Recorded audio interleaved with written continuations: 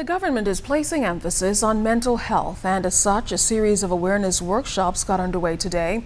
The event was held under the theme Psychiatric Mental Health, Nurses Advocating for Mental Health and Sustainable Development. Carla Palmer has more.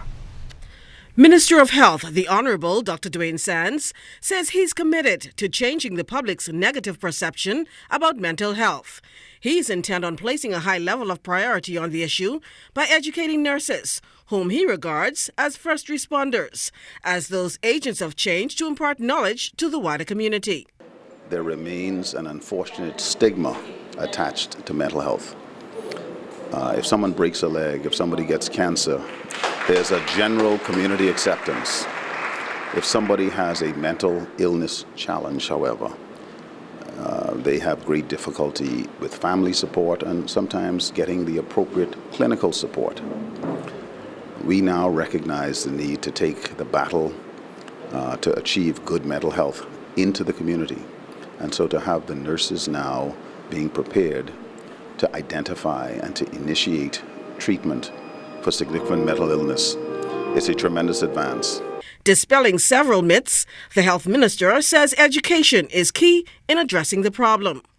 Some people might suggest that somebody having a mental illness is possessed with a demon. They may suggest that somehow they just simply need to embrace Jesus. It is more complicated than that.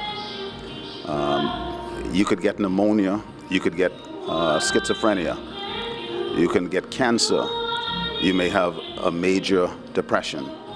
The two things affect different parts of the body, different body systems, and they ought to be treated the same way. Dr. Sands says as much as 30 to 40% of our Bahamian population may have some mental health challenges, with many persons oblivious to the fact. Song, Monday is stress, Tuesday is stress, Wednesday is stress. Bahamians are under phenomenal pressure. That pressure, the challenge of the violent community in which we live, the pressures of the economy in which we find ourselves. People are losing their homes. They're losing their children. Their relationships are strained. Their job may be a problem. Sets up an environment that may bring out underlying medical challenges, mental health challenges.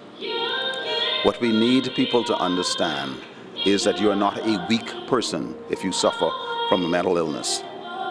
There is help, and this army of trained nurses will form a part of the front line. Moving forward, the Minister of Health says he and his team will initiate more community health services to meet the challenges head on.